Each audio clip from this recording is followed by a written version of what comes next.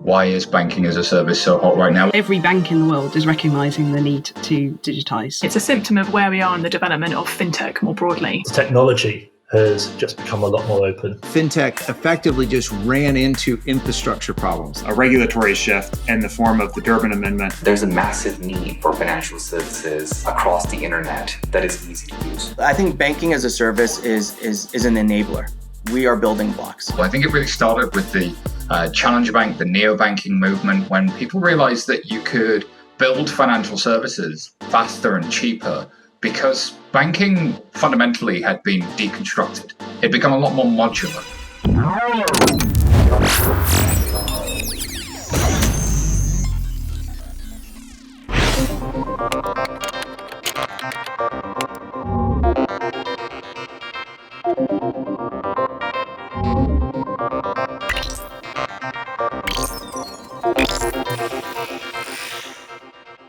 Historically, systems were large inside banks, they were big, they were expensive, and it was time-consuming and potentially career-endingly dangerous to change these systems. That's no longer the case. I mean, done wrong, yeah, it can be career-endingly dangerous. But actually, it's a lot easier now to take off-the-shelf components, stand them up on a cloud-based environment, use continuous deployment, continuous integration, and have an infrastructure that can run and take a basic banking capability within a matter of weeks or maybe even days on occasions. It's really over the past, I'd say, 18 months. There's been a shift in, especially on the sort of gig economy, the big tech companies and others. And so I think it's the Western tech catching up with understanding. This has been done 4 years ago by the Chinese tech companies. In China, they bypassed banking basically. They went straight to WeChat Pay. Because there wasn't any retail banking infrastructure in the country. Chime is powered not only by banking as a service, but also by a ton of software as a service providers. We use Slack, we use Gmail. If you imagine if we were spending our time building our own email client or building an internal messaging client, we wouldn't have the bandwidth to do all these really cool, unique features. So instead of having one bank doing everything, you now have the splitting into pieces of the different pieces of the stack, which allows players like Galileo to focus on having a flexible bridge between the deep banking capabilities and the brands, and for brands to focus on what the customer needs are and the marketing and distribution. Customers in the end use a banking service, like known or unknown in the background, but the big names, the Apple Card, the Shopify loans, the Tesla insurance, all those are great examples which show to the average person out there that banking service exists and is kind of handy, and they want to have it. And that's what enables the road for everybody in this industry. And so we rely on the ingenuity and the creativity of our brand partners and our fintechs to find these market segments where consumers are underbanked or unbanked and provide them with the right, level of services that could address their needs. And so for us, we provide the plumbing and the infrastructure so that the barrier to entry for startups and new ideas to be able to flourish. I think banking as a service really took off with the GDPR rules, right? Once people were able to determine how their data is accessed, I think it gave rise for a lot of opportunity for other players to come into the ecosystem. That coupled with the mass rise of fintechs, it's really about how do you work together and bring the best of services together. If you have real financial underpinnings in all of the apps and products that you like to use today, if Airbnb has better payments, right? This just makes Airbnb a better experience. But Airbnb doesn't want to be an expert in payments in order to provide their service. They want to be an expert in a marketplace of housing. People don't want to go to bank branches. People don't want to kind of operate or interface with banks the way they have in the past. And at the same time, you've got this confluence of less trust in the banking system and traditional banking players and rising trust and interest in major brands and technology companies. And so that creates an opportunity for other companies that are not necessarily traditional players in the banking services industry to create those connections with customers through financial services and financial products. When you look across the spectrum from ordinary consumers to small business owners and even increasingly now sort of larger corporate businesses, we've seen a massive shift in expectations from customers. So managing and deploying your finances in a truly digital way isn't a nice to have anymore. It's actually essential to stay relevant. And there's some really great opportunities for brands and fintech providers and also license holders, and the way in which they're working together to bring new bank as a service products to market for customers is changing as well. Fintech collectively has demonstrated that they are way better at serving these customer needs than banks have been. Now is the time to really kind of like accelerate this industry. Honestly, when we started in 2015 with the first thoughts about this and going live in 2016, there were early times and we had to convince on the market that this what we do makes sense. And by now, like, we don't have to explain ourselves that much anymore. In the beginning, it really took a long time to explain what we're doing. By now, if you say banking and service, typically everybody knows. I think if you look back on the banking industry as a whole, it was very much a build from within. In the 1990s, what do? You spent, raised 5 million quid. You spent 6 months buying stuff from IBM and Oracle and so on and so forth, racking and stacking a data center, and then you write a bunch of code. And sort of 18 months in, and obviously you just spend the last $500,000 you've got on that on a party, and then probably go bust. Right? 10 years later, Amazon came along. You put your credit card behind the bar. And it was literally a matter of minutes. It went from months to minutes in 10 years. I think previously the cost was just far too high. If you look at Marks and Spencer's and others, they went to Barclays or HSBC, probably had to invest about $3 to $5 million and 3-year project to be able to get into financial services. Now, because of banking as a service, that's massively reduced the time to market and the upfront cost investment. I think historically the way that you sold enterprise software was by taking the CEO out on the golf course. Buy them a nice lunch and, hey, you've got a new banking deal in the pipeline. Those deals still had to go through a lot of compliance. They had to go through a lot of regulation. They had to go through a lot of lawyers. It was expensive, and so the deals by nature were large.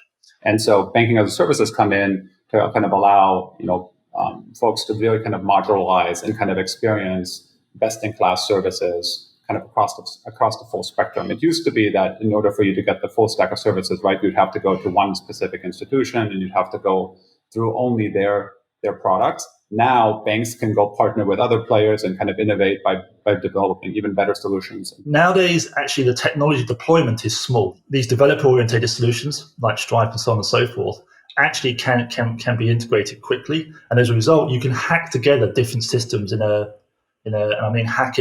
positive way. You can bring together these different systems quickly and easily and come up with innovative solutions. Effectively, what I would call starting to unbundle financial services. So all these folks just going in and taking a slice like, hey, we're going to go hit mortgage and we're going to go hit account opening and deposits. So is it what I call the great unbundling. And whenever there is somebody who is asking me for our white label front end offering, I tell them, no, sorry, you didn't get it. Like, if you think we would provide you a white label front end, you didn't understand what your customers want. And universal banking, as we know from the past, obviously is not differentiating. And therefore, a white label front end approach is, like, for me, by definition, a dead horse. It will not work. That's where white label does not work.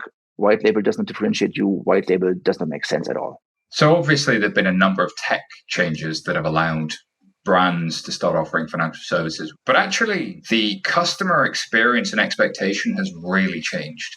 And fundamentally, the customer, the consumer themselves changed.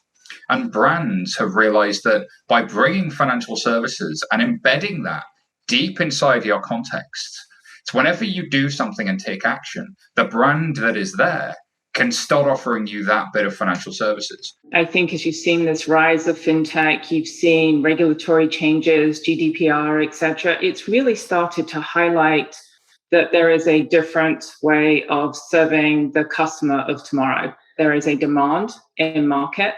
I think that when you start looking at success of niche products and services, the idea of being able to pull that together is really starting to resonate. That, and with enabling technology and thinking about API development so that you can create these connected ecosystems, I think it's really driven a recognition and a wake up in market that not only is this possible, it's also essential to be able to meet the needs of our customers. But actually, a lot of the innovation is coming from startups, and these are startups that are set up by kids out of university, people like that. So, and they can do it because they can actually innovate and play in these areas quickly.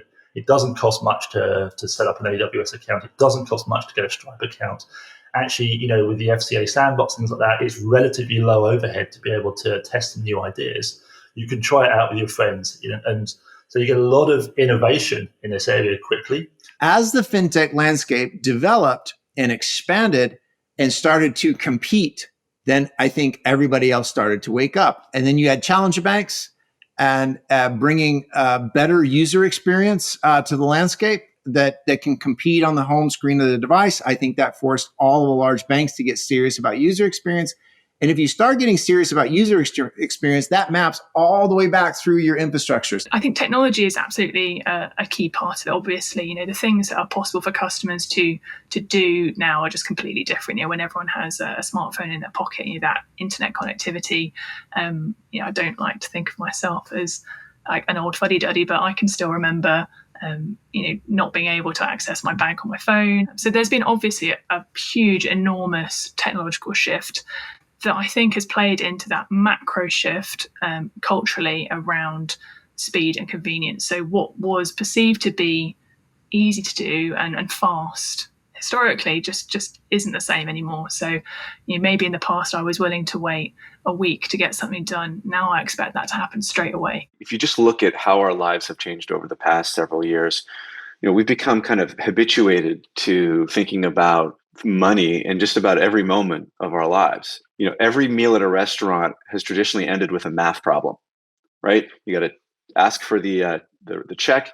You've got to start doing mathematics to kind of figure out what the tip's going to be. It's a very complicated and unnecessarily burdensome moment in what is otherwise like a wonderful, evening or lunch or something of that nature. And so if there's a way to solve that problem before you even walk into the restaurant, of course, consumers are going to want that. Software has made it so much easier for us to streamline some of these things. So I do think consumers have been habituated to new ways of working. And, once you have a new toy, it's going to be very hard to go back and play with the old toy. I think if you just look at it fundamentally, it makes total sense to ensure that everyone across the planet has access to high-class financial products. And one thing that we've learned, if we just follow innovation in history of humanity, you cannot do that with a lot of brick and mortar stuff. Like libraries didn't democratize knowledge across the planet, Google did. So in the same way, it's unlikely that a lot of bank locations or ATM locations are going to be able to democratize financial services.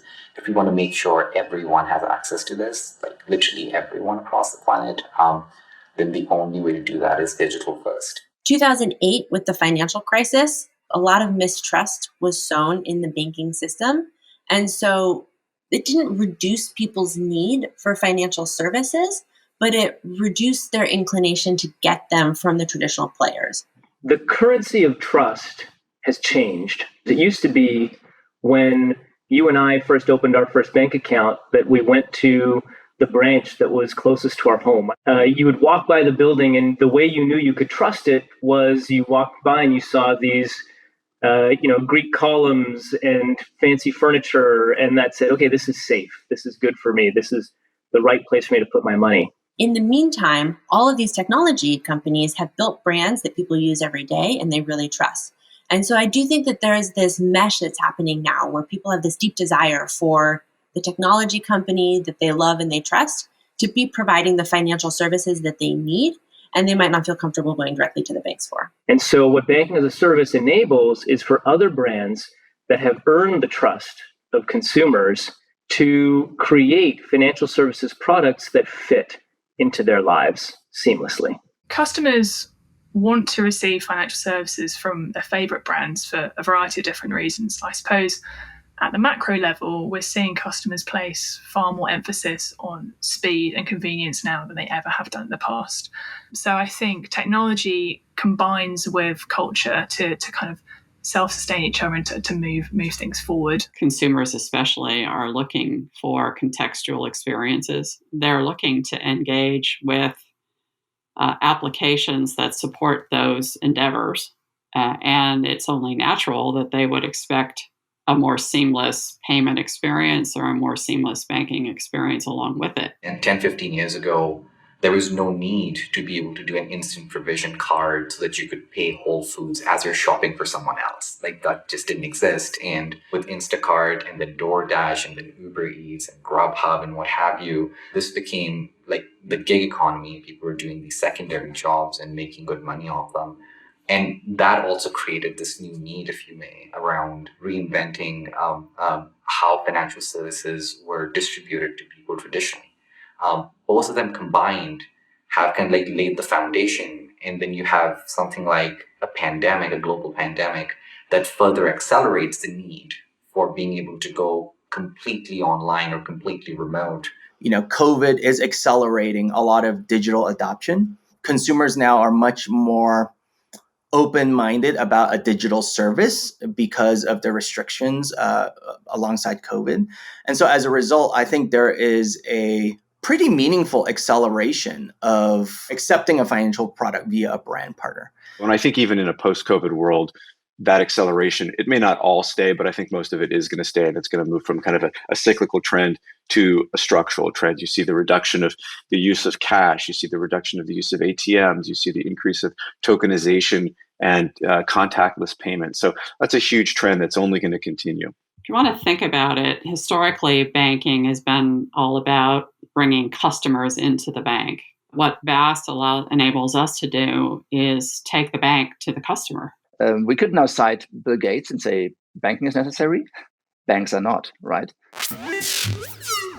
I think it's becoming much, much easier to offer a financial services capability as a non-financial services company. There are lots and lots of practical reasons why banking as a service or integrating financial services into what you're doing is a great idea from both a business perspective and a customer perspective. There is this evolving awareness of context and this opportunity around financial services really specific to the customer situations. I don't think it necessarily means that, if a brand engages with the consumer on a certain financial services product, it doesn't mean that they don't trust their existing bank per se. I think it's just other avenue for consumers to be able to consume financial services. People aren't looking to have a brand relationship with their bank necessarily anymore. What they want to think about is what they want to do with their lives. And then the financial services aspect is just something that it just happens. It just happens behind the scenes, and they don't want to necessarily have to think about it. So the barrier from a technology point of view has lowered, obviously, to brands and also for other participants in the stack as well. We've got a whole lot of existing infrastructure that's actually highly complex, and banking as a service fundamentally solves that complexity by making it super simple. Like, we just give us very simple functional APIs to be able to do simple things like issue an account, receive money, send money, issue a card. Whereas if you actually dig below the scenes into all the complexity of managing Visa, managing Barclays and others behind the scenes, and how we manage faster payments, that's something you never want to expose to a customer. It's grown up. We've got legacy infrastructure and industry infrastructure that work for an industry but doesn't work for these use cases. And so banking service fills that gap almost to take us up to be able, now we can do it because we've got simplicity on our side. Most of the third-party partners that we work with, for example, don't want to be a bank. They don't want to get a bank charter of their own. But what they do want is a banking partner that can provide them with both the bank license and the core banking services that they need, and a technology platform that is purpose-built for API-based integration and that is, easy to use, well-documented, and that contains all of the sandbox and testing capabilities that they need to do a quick and seamless integration. And overall, the market has just opened up from a technology perspective to allow a lot more people in there. And as a result, a lot more people are going into banking as a service. And so the market as a whole has suddenly expanded. There's a lot of opportunity and a lot of people taking advantage of that opportunity. It's increasingly difficult and expensive to acquire customers through traditional channels. And so looking for more digital opportunities to acquire customers is an important step, not only for BBVA, but for every bank in the United States. I think on the sponsored bank side, just also given COVID, there's also an added urgency to find new revenue streams to drive, the top line of the business and be able to engage with these brands in a meaningful and efficient way, right? And this is what we're building here at Bond.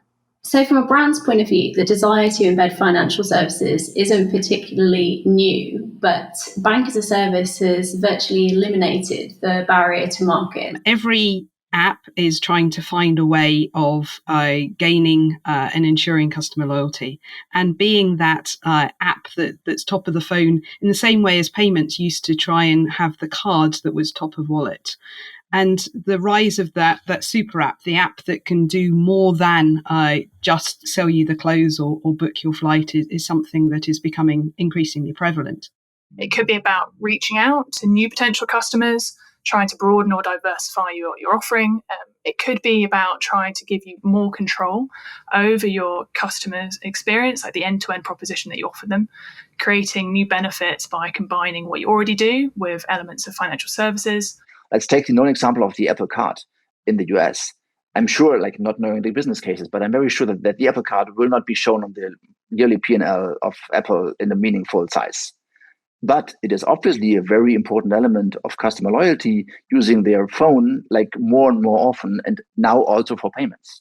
Or it could be a play for you to really try and drive your customer retention, so increasing the stickiness of your product or the number of use cases for your service. The use cases are very much about engagement and using financial services for marketing data, for using them for changing customer behavior, understanding customer behavior, as well as also leveraging a client base. I think the example I like to point to, which is a previous iteration of banking as a service, is the credit card partnerships that exist between airlines and traditional banking institutions.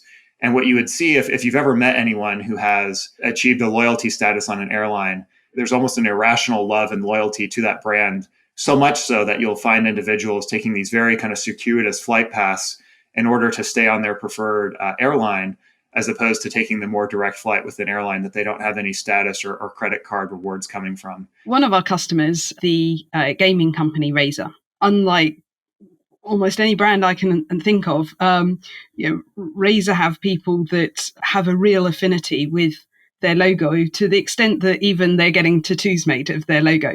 They're now recognizing that they've got that brand loyalty, and they believe that they could go into financial services and provide a totally different user experience. Brands can build engagement and can really deepen their relationship with customers. Brands can generate more revenue from those customers, but also solve their problems. And customers love it. And it's working for companies like Shopify, for companies like Revolut, for companies around the world who embed financial services. And we'll probably see a lot more coming from embedded finance.